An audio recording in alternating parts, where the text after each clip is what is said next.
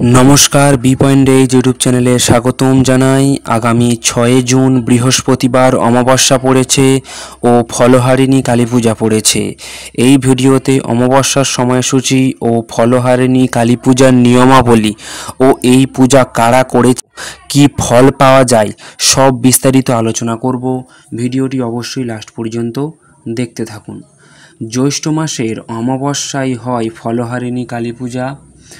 এমন দিনে বিভিন্ন অশান্তি, মহামারী, বাধা বিঘ্ন থেকে মুক্তি লাভ করতে ফলহারিণী অমাবস্যার দিন মা কালীকে অর্পণ করতে হয় যে কোনো ফল।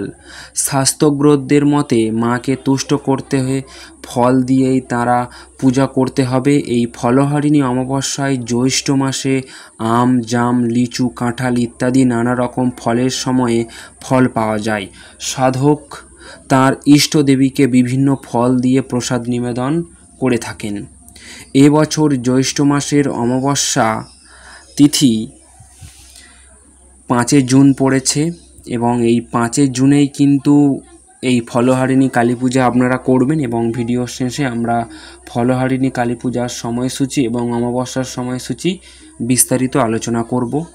কেবল গাছেরই ফল নয়, এই দিন মায়ের চরণে সাধকেরা তার কর্মফল অর্পণ করে থাকেন মোক্ষ ফল প্রাপ্তির জন্য।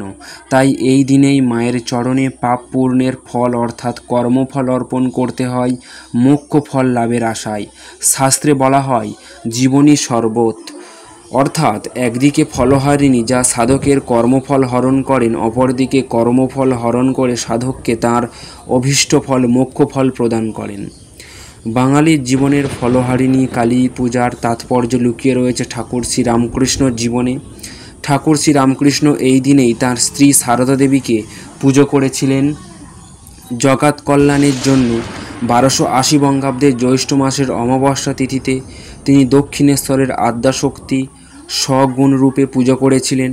তিনি ফলহারিণী কালী পুজোর দিন শ্রীমা সারদাকে ষোড়শী রূপে পুজো করেছিলেন বলে আজও রামকৃষ্ণ মঠ ও আশ্রমে এই পুজো ষোড়শী পুজো নামে পরিচিত। শ্রীরামকৃষ্ণ তার মোক্ষ প্রাপ্তির জন্য এই নিয়মকে পুজো করলেও এই দিনটিতে হিন্দু ধর্মাবলম্বী মানুষ নানাবিধ ফল দিয়ে কালীর পুজো করে থাকেন। কার্তিক মাসের দক্ষিণা কালীর পুজোয় সকলকেই সার্বিক কল্যাণ হয়, আর ফলহারিণী কালী পূজা করলে আমাদের প্রত্যেকেরই বিদ্যা, কর্ম ও অর্থভাগের উন্নতি ঘটে।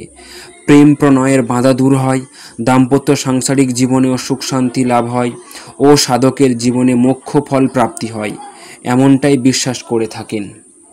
5 জুন বুধবার 7:13 রাত্রি অমাবস্যা পাবে এবং 6 জুন বৃহস্পতিবার 5:05 দিনের বেলা অমাবস্যা ছেড়ে যাবে। এই নির্দিষ্ট সময়ের মধ্যে আপনারা অমাবস্যা পালন করবেন এবং অবশ্যই ফলহারিণী কালী পূজা করার চেষ্টা করবেন। ধন্যবাদ।